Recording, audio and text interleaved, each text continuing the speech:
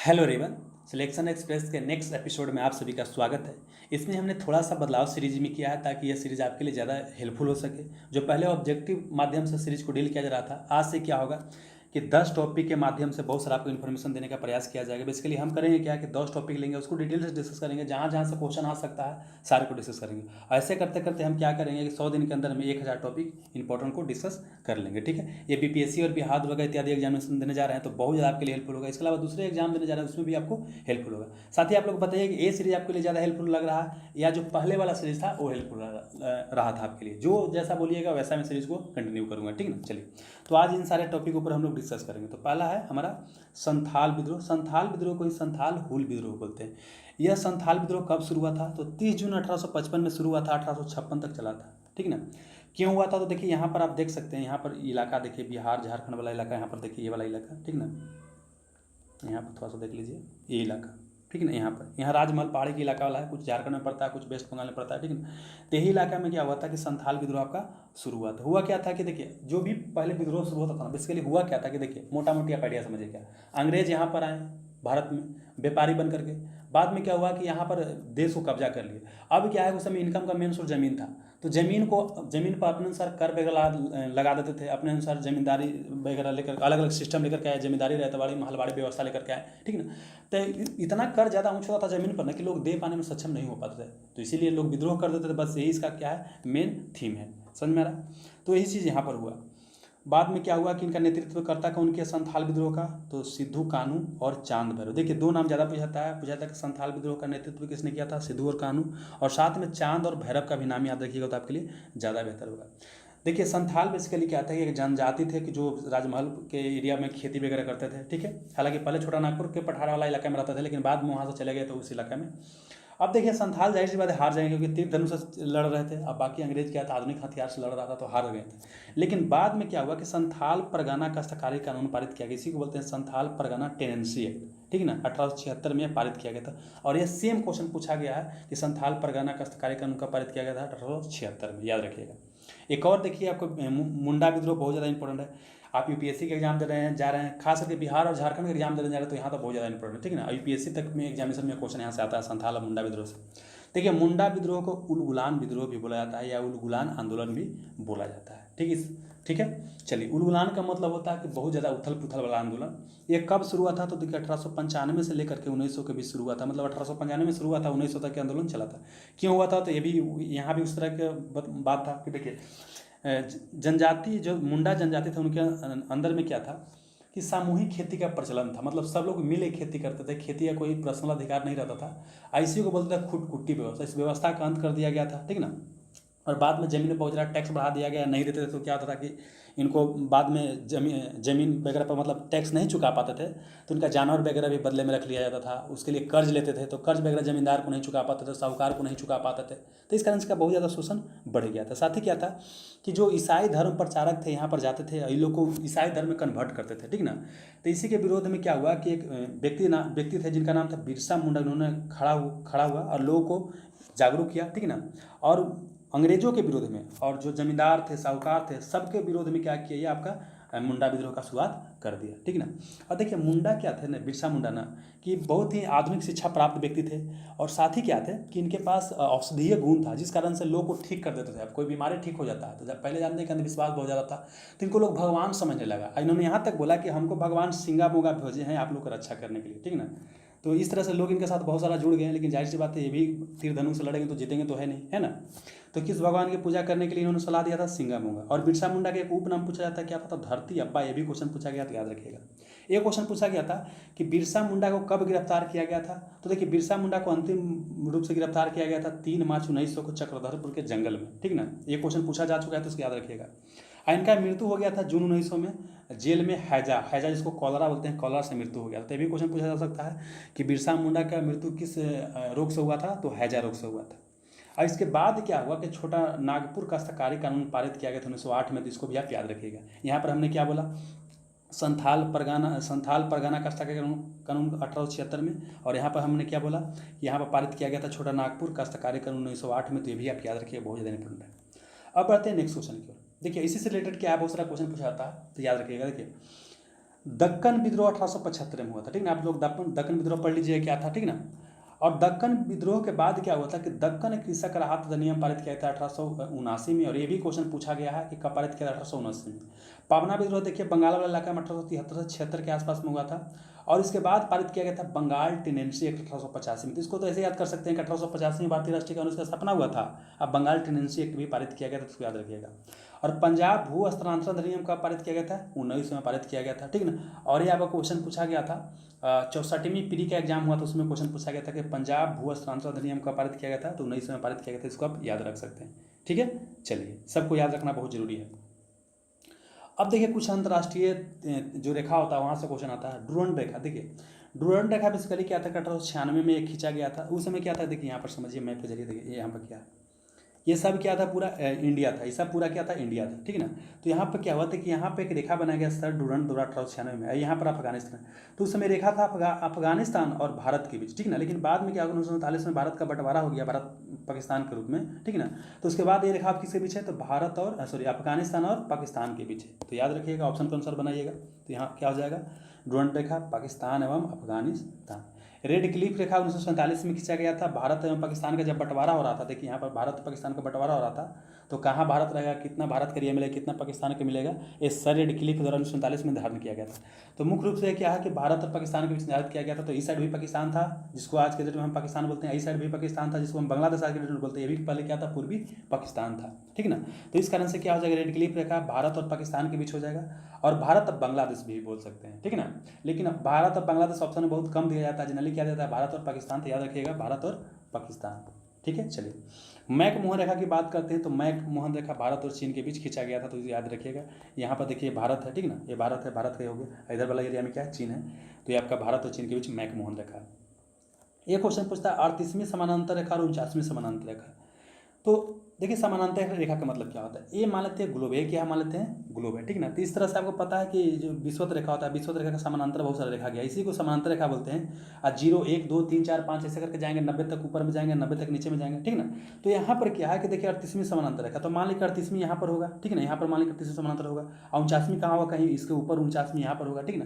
तो यहाँ पर क्या है कि उत्तर कोरिया और दक्षिण कोरिया, यहाँ पर क्या है, उत्तर कोरिया और दक्षिण कोरिया, तो उसके बीच 38वीं समानांतर रेखा है, और 49वीं समानांतर रेखा संयुक्त राज्य अमेरिका और कनाडा के बीच। इसको मैप में समझने का प्रयास करते हैं। देखिए जैसे देखिए यहाँ पर क्या है, यहाँ पर थोड़ा सा देखने का प्रयास करते हैं। देखिए यहाँ पर, देखिए यहाँ पर आपको देखना है, यहाँ पर देखिए ये जो लाइन अगर हम ड्रा करेंगे ना, ये जो लाइन ड्रा करेंगे इस तरह से, यहाँ पर जो लाइन ड्रा करेंगे, यहाँ पर सॉरी यहाँ पर देखिए, तो यहाँ पर ऊपर में देखिए, यहाँ पर चाइना है, चाइना के बगल में नॉर्थ कोरिया, नॉर्थ कोरिया के नीचे में कौन है, यहाँ पर सटा हुआ रहेगा, ठीक ना, कौन है, साउथ कोरिया है। तो ये इसके बीच है। और देखिए 49वीं जो समानांतर रेखा है यहाँ पर देखिए, ये वाला रेखा, ये वाला रेखा है, ठीक है ना। ऊपर में देखिए कनाडा है, नीचे में कौन है, यूएस मतलब संयुक्त राज्य अमेरिका है, तो इसके बीच है। तो इसको आप याद रख सकते हैं, ठीक है। चलिए अब बढ़ते हैं नेक्स्ट क्वेश्चन की ओर। अब देखिए कि रीत से बहुत सारा क्वेश्चन पूछा जा सकता है, इसको समझने का प्रयास करते हैं। सबसे पहले तो क्वेश्चन पूछा है कि मानव शरीर की सबसे बड़ी ग्लैंड या ग्रंथि कौन होता है। तो सबसे बड़ा ग्रंथि या ग्लैंड कौन होता है, यकृत होता है। इसका वजन कितना होता है, लगभग 1.5 से 2 kg के आसपास होता है। एक क्वेश्चन ये भी पूछा जा सकता है कि यकृत कोशिका को कौन सा कोशिका बोला जाता है। तो इसको हिपैटिक कोशिका बोला जाता है या हिपैटिक सेल बोला जाता है। और हिपैटिक सेल का निर्माण सबसे तेज गति से होता है। मानव शरीर में जितना भी सेल होता है ना, पता है ना कि हमारा शरीर क्या बहुत सारा सेल से मिलकर बना हुआ है। कई सारा सेल मतलब प्रत्येक सेकंड मर रहा है, कई सारा सेल क्या है, जन्म ले रहा है। तो सबसे ज़्यादा सेल कौन सा सेल का पुनर्निर्माण ज़्यादा होता है, तो हिपैटिक सेल का निर्माण सबसे ज़्यादा तेजी से होता है। तो इसको याद रखिएगा। पित्त जो निकलता है ना, यकृत से ही निकलता है, लेकिन यह जमा यकृत में नहीं होता। कहाँ जमा होता है, पित्ताशय में जमा होता है, भी याद रखिएगा। ये क्या करता है, रक्त में ग्लूकोज की मात्रा का नियंत्रण करता है। मतलब कि यकृत जो होता है रक्त में क्या करता है, ग्लूकोज की मात्रा को नियंत्रित करता है। तो भी आप याद कर सकते हैं। फिर क्या है कि देखिए यकृत से क्या होता है कि एक फाइब्रोबिनोजोन नामक प्रोटीन का स्रवण होता है। जैसे आप देखते हैं कि कोई मतलब हम लोग को जैसे कट जाता है, कटने के बाद देखते हैं क्या कुछ देर के बाद जम जाता है, ठीक ना। तो जमने में कौन सा प्रोटीन मदद करता है, तो ये फाइब्रोबिनोजोन प्रोटीन बोलते हैं। यही क्या करता है, जमने में हमको रक्त को मदद करता है। हालांकि विटामिन के भी मदद करता है, तो उसको भी आप याद रख सकते हैं। लेकिन एक प्रोटीन होता है फाइब्रोबिनोजोन, ये भी मदद करता है। ये कहाँ से निकलता है, यकृत से ही निकलता है।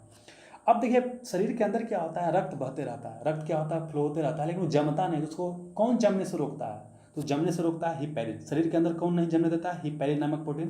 ये भी कहाँ से निकलता है, यकृत से। इसका काम क्या है, शरीर के अंदर रक्त को जमने से रोकना। तो इसको याद रख सकते हैं। अब ये भी क्वेश्चन पूछ सकता है कि रेत के अंदर कौन सा तत्व पाया जाता है, तो देखिए लोहा और कोबाल्ट थोड़ा थोड़ा अंश में पाया जाता है, और एक रेत के अंदर विटामिन भी पाया जाता है, तो ये भी आप याद रख सकते हैं। ठीक है, चलिए अब देखिए कोई आदमी जहर खा करके मर जाता है, पॉइजन खा करके मर जाता है, तो कैसे पता चलता है कि वो जहर खा के मरा है, तो उसकी एक रीत की बेसिकली जांच किया जाता है। ठीक है ना, उसी के तहत पता चलता है कि व्यक्ति जहर खा के मरा है या नहीं, तो इसको भी आप याद रख सकते हैं। अब बढ़ते हैं नेक्स्ट क्वेश्चन की ओर। कोयला की बात करते हैं, कोयल इस तरह से देखते हैं, कोयला इसको बोलते हैं। ठीक ना, देखिए सबसे पहला क्वेश्चन पूछा कोयला किस तरह के चट्टानों में पाया जाता है, तो ये अब सादी चट्टानों में पाया जाता है जिसको सेडिमेंट्री रॉक बोला जाता है। ठीक ना, एक देखिए एक होता है आग्नेय चट्टान होता है जिसको एग्नेस रॉक बोलते हैं, एक होता है सेडिमेंट्री रॉक जिसको आप सादी चट्टान बोलते हैं, एक मेटामॉर्फिक रॉक होता है जिसको रूपांतरित चट्टान बोलते हैं। ठीक ना, तो जो भी कोयला वगैरह पेट्रोलियम वगैरह पाया जाता है क्या होता है, आप सादी चट्टान में पाया जाता है। ठीक ना, क्योंकि ये लेयर के रूप में रहता है। ठीक ना, लेयर के बीच में क्या होता है, जम जाता है। कोयला भी इसके लिए क्या होता है, बनता है बहुत सारा पेड़ पौधा जो जीवाश्म वगैरह होता है ना, बहुत साल पहले दब गया था, वही क्या है लेयर के रूप में जो अंदर दब गया था, तो बहुत दिन के बाद क्या बन गया, कोयला का रूप ले लिया है। तो देखिए कोयला जो होता है 4 प्रकार का होता है, एक को बोलते हैं पीट, एक को लिग्नाइट, एक को बिटुमिनस, एक को एंथ्रासाइट। देखिए जिसमें कार्बन की मात्रा ज़्यादा होगा ना, ज़्यादा कार्बन की मात्रा होगा वो उतना ही बेहतर क्वालिटी का कोयला होगा, जिसमें कार्बन की मात्रा कम होगा उतना ही खराब क्वालिटी का कार्बन होगा। तो देखिए पीट क्या होता है, इसमें 50 से 60% मात्र कार्बन होता है, तो सबसे खराब कोटि का कोयला कौन होता है, तो पीट होता है, सबसे खराब श्रेणी का। लिग्नाइट जो होता है इसमें 60 से 70% के आसपास कोयला होता है, मतलब कार्बन होता है, इसको भूरा कोयला या ब्राउन कोयला बोलते हैं। इसका कलर क्या होता है, भूरा होता है, तो इसको भूरा कोयला बोला जाता है लिग्नाइट को। ठीक है ना, बिटुमिनस को बोला जाता है सॉफ्ट कोयला, क्या बोला जाता है, सॉफ्ट कोयला। और घरेलू कार्य में जो हम लोग के यहाँ जो कोयला वगैरह जल वगैरह खाना वाना बनता है ना, तो ये क्या होता है, बिटुमिनस कोयला का इस्तेमाल किया जाता है, और इसमें 70 से 80% कोयला कार्बन पाया जाता है। और एंथ्रासाइट क्या होता है, सबसे उच्च श्रेणी का कोयला होता है, इसमें 90% से अधिक क्या होता है, कार्बन पाया जाता है, सबसे उत्तम कोटि का कोयला बोला जाता है। अब देखिए कहीं कहीं बुक में अलग अलग आपको मात्रा दे सकता है, कहीं कहीं हो सकता है कि पीट में आपको 55% दे दे, लिग्नाइट में आपको 65% दे दे, बिटुमिनस में 83% दे दे। ठीक ना, तो इसी के आसपास देगा, लेकिन याद करने के लिए आपको मैं बता रहा हूँ कि 50-60 याद कीजिए, 60 से 70, 70 से 80, और उसके बाद 90 प्लस याद कर लीजिए, ऐसे याद कर लीजिए तो आपके लिए ज़्यादा बेहतर होगा। अब बाकी तो ऑप्शन को दूसरा बना ही लीजिएगा। अब बढ़ते हैं नेक्स्ट क्वेश्चन की ओर। नेक्स्ट क्वेश्चन है विस्कोसिटी। देखिए विस्कोसिटी सिंपल भाषा में क्या होता है समझिए। देखिए क्या होता है कि आप जो हमारे यहाँ जो एक पानी की बात करते हैं, पानी की बात करते हैं, एक हम बात करते हैं दूध की बात करते हैं, एक लस्सा की बात करते हैं, जिससे हम साटते उठते नहीं थे उसकी बात करते हैं। सबसे ज़्यादा गाढ़ा कौन होगा, तो गाढ़ा सबसे ज़्यादा लस्सा हो जाएगा। ठीक है ना, मतलब पानी क्या होगा, सबसे कम गाढ़ा होगा, उसके बाद क्या होगा, दूध थोड़ा सा ज़्यादा गाढ़ा होगा, और उसके बाद क्या होगा, लासा जो होता है सबसे ज़्यादा गाढ़ा होगा। तो श्यानता का सिंपल मीनिंग होता है जो जितना गाढ़ा होगा ना वही क्या होगा, उसका मतलब विस्कोसिटी होगा। विस्कोसिटी का मतलब क्या होता है, गढ़ापन, सिंपल भाषा में होता है। ठीक है ना, और यह श्यानता जो होता है केवल द्रव एवं गैस का गुण होता है। क्या होता है, द्रव एवं गैस का, ठोस में विस्कोसिटी का प्रॉपर्टी नहीं पाया जाता है। ठीक है ना, बेसिकली देखिए लिक्विड होता है ना, तो लिक्विड होता है तो इसमें समझिए कई लेयर में होता है, आपस में जब इधर उधर फ्लो करता है तो आपस में जो घर्षण लगता है उसी को श्यानता बोलते हैं, विस्कोसिटी बोलते हैं। सिंपल भाषा में सर ये गढ़ापन को क्या बोलते हैं, विस्कोसिटी बोलते हैं। तो ठोस में क्या होता है, श्यानता नहीं होता है। अब पूछेगा कि द्रव में ज़्यादा श्यानता होगा कि गैस में ज़्यादा श्यानता होगा, तो आप ही बोलिए कौन ज़्यादा गाढ़ा आपको दिखाई देगा। जाहिर सी बात है कि द्रव जो होगा, लिक्विड जो होगा ज़्यादा क्या होगा, गाढ़ा होगा। तो लिक्विड क्या होता है, ज़्यादा श्यान होता है, मतलब द्रवों में श्यानता का मान क्या होता है, गैसों से ज़्यादा होता है। और एक क्वेश्चन पूछेगा कि ताप बढ़ने पर द्रव की श्यानता क्या होगा, घटेगा। इसको ऐसे याद कीजिए। देखिए मान लीजिए क्या लिक्विड है, ठीक है ना, लिक्विड है। अब क्या करते हैं कि हम यहाँ पर इसको हीट देते हैं, तो हीट देने के बाद क्या होगा, गैसेस फॉर्म में आएगा। ठीक है ना, उड़ेगा उड़ेगा। ठीक है ना, तो जब उड़ेगा तो समझिए क्या है कि इसका विस्कोसिटी कम रहा है। तो इसको ऐसे ही याद कर लीजिएगा, ताप बढ़ने के बाद क्या होता है, जो द्रव होता है गैसेस फॉर्म में बदलता है, और गैस का विस्कोसिटी क्या होता है, कम होता है, मतलब द्रव के अपेक्षा क्या होता है, कम होता है। तो मतलब कि ताप बढ़ाएंगे तो द्रव की श्यानता क्या होता है, घट जाता है, लेकिन गैस की बढ़ जाता है। इसको आप याद रखना, गैस से क्या होता है, बढ़ जाता है। क्वेश्चन कई बार पूछा गया। अगला क्वेश्चन पूछेगा कि आदर्श तरल की विस्कोसिटी कितना होना चाहिए। तो देखा जाता है कि आदर्श तरल वो होता है जिसमें कोई भी विस्कोसिटी मतलब ना हो, मतलब शून्य हो, मतलब गाढ़ापन हो ही ना। ठीक है ना, तो आदर्श तरल क्या होता है, लिक्विड क्या होता है जिसका विस्कोसिटी क्या हो, शून्य हो। ठीक है, चलिए अब बढ़ते हैं नेक्स्ट क्वेश्चन की ओर। यहाँ से बहुत सारा क्वेश्चन आता है भारत की जलवायु से। देखिए बात करते हैं भारत की जो जलवायु है उसको मानसूनी जलवायु बोलते हैं। क्या बोलते हैं, मानसूनी जलवायु बोलते हैं। ठीक है ना, अब भारत में देखिए मानसून सबसे पहले जो कि अभी बरसात के समय है, जून का महीना है, तो सबसे पहले मानसून क्या आता है, केरल में प्रवेश करता है, और सामान्यतः ये जून के पहला सप्ताह में होता है। और जो पहला बार बरसात होता है वहाँ पर उसको बोलते हैं मानसून ट्रस्ट बोलते हैं, इसी को मानसून प्रस्फोट बोलते हैं। समझिए क्या होता है, देखिए ये क्या होता है कि हवा जैसे पता है कि अलग अलग तरह से गति करता है, तो देखिए यहाँ पर क्या होता है, इस तरह से मानसून प्रवेश करता है, इस तरह से प्रवेश करता है, इस तरह से प्रवेश करता है। तो देखिए यहाँ पर क्या होता है कि सबसे पहले यहाँ जो आपको केरला दिखाई दे रहा है, यहाँ पर देखिए केरल जो दिखाई दे रहा है, केरल, ठीक ना। तो यहाँ केरल में क्या होता है, जून के पहला सप्ताह में क्या होता है, मानसून प्रवेश करता है। मतलब बेसिकली क्या है, हवा आता है, ठीक ना। हवा जब आएगा तो अपने साथ क्या लेकर के आएगा, नमी लेकर के आएगा। समुद्र इधर तो समुद्र से क्या लेकर के आएगा, नमी लेकर के आएगा।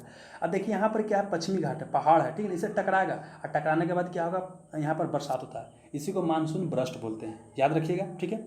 उसके बाद क्या होता है, फिर आगे बढ़ता है, यहाँ पर दिखाई दे रहा है। तो देखिए ऐसे बनाइएगा, ऐसे करके। ऊपर में पता है कि नॉर्थ है, नीचे में क्या है, साउथ है, ठीक है ना। तो देखिए ऐसे जा रहा है, यहाँ पर क्या है, वेस्ट है, यहाँ पर ईस्ट है। तो देखिए इधर से हवा जा रहा है, तो इसको क्या बोलेंगे, दक्षिण और पश्चिम, दक्षिण पश्चिम मानसून बोलेंगे। मतलब इसी को साउथ वेस्ट मानसून बोलेंगे। और इसी मानसून से क्या होता है, भारत में सबसे ज़्यादा बरसात होता है। इस तरह से जाता है यहाँ पर, और इस तरह से क्या होता है, बरसात पूरा बहुत ज़्यादा होता है। तो याद रखिएगा, ठीक ना। और यहाँ पर भी यही वाला बरसात मतलब जाता है हवा, और पूरा पानी पड़वाता है। तो क्वेश्चन यहाँ से देखिएगा, क्वेश्चन पूछ सकता है, पूछेगा कि भारत में सबसे पहले मानसून कहाँ प्रवेश करता है, केरल में, ठीक है ना। कब प्रवेश करता है, जून महीना में, जून के पहला सप्ताह में।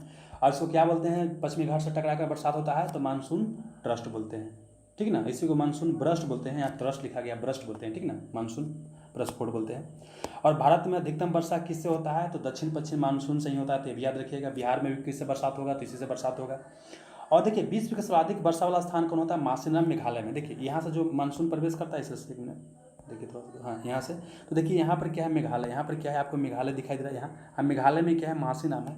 और यहाँ बीच में क्या होता है, सर्वाधिक ज़्यादा बरसात होता है वो, तो याद रखिएगा, ठीक है। चलिए अब याद रखिएगा कि भारत में देखिए बरसात तो हो रहा है, यहाँ पर समझिएगा। यहाँ पर देखिए, यहाँ पे क्या हो रहा है कि इधर अरब सागर, इधर क्या है, बंगाल की खाड़ी। तो पूछेगा कि अरब सागर से ज़्यादा बरसात होता है कि बंगाल की खाड़ी वाला हवा से ज़्यादा बरसात होता है। तो ये अरब सागर वाला से क्या होता है, ज़्यादा बरसात होता है। तो इसको आप याद रखिएगा, क्वेश्चन पूछेगा कि अरब शाखा से क्या होता है, ज़्यादा बरसात होता है। और समझिए क्या होता है, बाद में मानसून क्या होता है, अक्टूबर महीना के आसपास क्या होता है, लौटना शुरू होता है। जैसे देखिए यहाँ पर क्या होता है, सॉरी यहाँ पर देखिए, यहाँ से क्या होता है कि अक्टूबर महीना से के आसपास मानसून क्या होता है, लौटना शुरू होता है।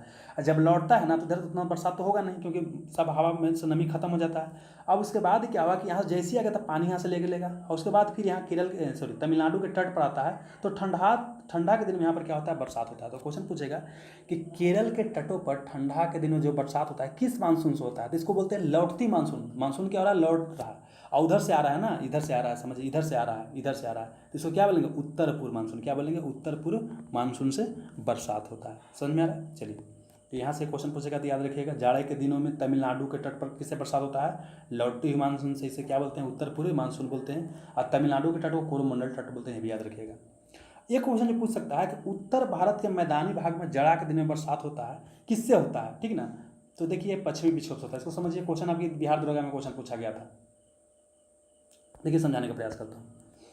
देखिए पता है कि जाड़ा के दिन में क्या होता है कि यहाँ से हवा लौट रहा है, तो हवा लौट रहा था, हवा में तो नमी है नहीं, पूरा पानी तो गिर चुका है। तब क्या होता है कि इधर से, ई इलाका से क्या होता है कि पश्चिमी विक्षोभ बहता है, जिसको वेस्टर्ली इंग्लिश में बोलते हैं, ठीक है ना। खास करके मेडिटेरियन सी वाला इलाका से यहाँ से बहता है।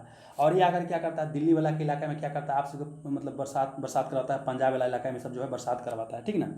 तो ये पश्चिमी विक्षोभ से बरसात होता है, इसी को जेट स्ट्रीम भी बोलते हैं। तो इसको आप याद कीजिएगा, ठीक ना। अब थोड़ा सा और बात कर लेते हैं कि भारत में सबसे ज़्यादा बरसात कहाँ कहाँ होगा। देखिए ई इलाके में सबसे ज़्यादा बरसात होता है, और सबसे ज़्यादा ई इलाके में बरसात होता है। इसीलिए पूरा आप जंगल देखिएगा, नॉर्थ ईस्ट में बहुत ज़्यादा जंगल पाया जाता है, और यहाँ भी बहुत ज़्यादा जंगल पाया जाता है, बहुत ज़्यादा पानी नहीं पड़ता है, ठीक है। इसका रीज़न क्या, देखिए यहाँ पर क्या, यहाँ पर आया, और यहाँ पर जैसे पानी लेकर के आता है, हवा लेकर के आता है, तो ये इलाका में क्या होता है कि बहुत सारा पर्वत है, तो यहाँ पर पानी पड़ जाता है। लेकिन ये इलाका क्या होता है, छाया वृष्टि क्षेत्र में रहता है, तो यहाँ पर पानी नहीं पड़ता है। और जैसे यहाँ से यहाँ पर जाता है, ठीक ना, यहाँ पर जाता है, तो इधर तो पानी अच्छा खासा पड़ जाएगा, क्योंकि इसमें नमी रहता है। लेकिन इसके बाद यहाँ पर क्या होता है कि हिमालय के साथ टकराता है, पानी तो पड़ जाता है, लेकिन नमी धीरे धीरे क्या होता है यहाँ पर समाप्त, इस कारण से इस एरिया में कम बरसात होता है। और ये इलाका की बात करते हैं, देखिए अरब सागर से जाता है मानसून। तो देखिए अरावली श्रृंखला भी क्या इस तरह से है, इस तरह से टकराने का मौका मिलता है ना, इस कारण से यहाँ पर बरसात ये राजस्थान इलाका में नहीं होता। अगर अरावली श्रृंखला ऐसे रहता ना, ऐसे रहता, तो यहाँ पर बरसात टकराने के बाद हो जाता, ठीक है ना, क्योंकि कोई रोकने वाला होगा तब तो बरसात होगा। चलिए तो इतना आपको कम से कम पता होना चाहिए था। अब बढ़ते हैं नेक्स्ट क्वेश्चन की ओर। हर्षवर्धन की बात करते हैं। देखिए हर्षवर्धन 606 ईस्वी में थानेश्वर की गद्दी पर बैठा था, ठीक है ना। उस समय इसका एज कितना था, 16 वर्ष था, ठीक है ना। देखिए बेसिकली क्या था कि प्रभाकर वर्धन जो था ना, उसका 2 बेटा था, ठीक है ना। एक का नाम था राजवर्धन, एक का नाम था हर्षवर्धन। तो राजवर्धन को शशांक क्या किया, मार दिया। शशांक क्या था, एक मतलब कि शैव धर्म को मानता था। और जो बोधि वृक्ष गया में था ना, बोध गया में, उसको कौन कटवाया था, शशांक। इसको भी याद रखिएगा। शशांक किस धर्म को मानता था, तो शशांक मानता था आपका शैव धर्म को, और उसने बोधि वृक्ष को कटवा दिया था।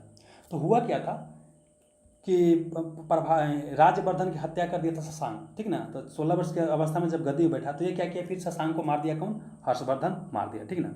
और ये क्वेश्चन पूछ सकता है कि हर्षवर्धन किस वंश से संबंधित था, तो पुष्यभूति वंश या वर्धन वंश से, तो इसको आप याद रख सकते हैं। एक क्वेश्चन पूछ सकता है कि इसका उपनाम क्या था, तो इसको शिलादित्य बोलते हैं या भारत का अंतिम हिंदू सम्राट बोलते हैं। लेकिन यहाँ समझने वाला बात है, देखिए यह ना तो हिंदू था, शुरू में हिंदू था, लेकिन बाद में क्या हुआ था कि हिंसांग के प्रभाव में आकर के बौद्ध धर्म ग्रहण कर लिया था। तो हिंदू था नहीं, पहला बात तो ये हो गया। दूसरा बात क्या कि इसका देखिए शासन, जो इलाका दिखाई दे रहा है ना, इसी इलाके में शासन था। तो पूरे भारत का तो शासक था भी नहीं, ठीक ना। लेकिन पता नहीं विद्वान इसको क्यों बोलते हैं कि भारत का अंतिम हिंदू सम्राट था। लेकिन अब हिंदू था और नहीं क्या था, मतलब कि पूरे भारत का सम्राट था, फिर भी बोला जाता है, याद रखिएगा। शशांक के बारे में बता दिया। अब देखिए शशांक को हराया था, हर्षवर्धन हराया था। अब बाद में हर्षवर्धन को हराया था पुलकेशन द्वितीय, तो ये भी याद रखिएगा। हर्षवर्धन को हराया था पुलकेशन द्वितीय, इसलिए यहाँ पर लिख दिया हूँ कि यहाँ से क्वेश्चन पूछा था। शशांक को हर्षवर्धन हराया, हर्षवर्धन को पुलकेशन द्वितीय हराया। हिंसांग नामक चीनी यात्री किसी समय में भारत आया था, तो हर्षवर्धन के समय में ही भारत आया था, तो इसको भी आप याद रखिएगा, ठीक है। इसी के प्रभाव में आकर इसने बौद्ध धर्म को ग्रहण कर लिया था, तो याद रखिएगा। एक क्या था, चंद्रगुप्त विक्रमादित्य के समय में कौन आया था, चीनी यात्री फहियान आया था। ये भी क्वेश्चन पूछा था, फहियान चंद्रगुप्त विक्रमादित्य के शासनकाल में आया था, उसी को चंद्रगुप्त द्वितीय बोलते हैं, तो याद रखिएगा। एक देखिए क्या था कि हर्षचरित्र और कादम्बरी, ये दो पुस्तक लिखा था, किसने लिखा था, वानभट्ट। तो क्वेश्चन पूछा कि वानभट्ट कौन था, तो हर्ष के दरबार में एक रहने वाला कवि था, हर्ष का दरबारी कवि था, तो ये लिखा था, ठीक है ना। अब देखिए क्या है, क्वेश्चन पूछा था कि प्रियदर्शिका रत्नावली और नागानंद जो नाटक था, संस्कृत में नाटक था, किसने लिखा था, तो बोला जाता है कि ये हर्षवर्धन लिखा था। किसने लिखा था, हर्षवर्धन, ठीक ना। तो याद रखिए हर्षवर्धन क्या लिखा था, प्रियदर्शिका रत्नावली और नागानंद, इसको ऐसे याद रखिएगा, प्रियना, प्रेरणा, प्री से हो गया प्रियदर्शिका, र से रत्नावली, ना से नागानंद, प्रेरणा किसने लिखा था, हर्षवर्धन। लेकिन देखिए ऐसा विद्वानों का कहना है कि देखिए हर्षवर्धन कोई लेखक था नहीं, ठीक ना। वो क्या था, बेसिकली एक धावक नामक क्या था, राइटर था, जो क्या क्या था, मतलब इसको बोला गया था कि तू हमारे नाम से क्या करो, लेटर लिखो, तुम मतलब नाटक लिखो, तुमको बाद में पैसा दे दिया जाएगा।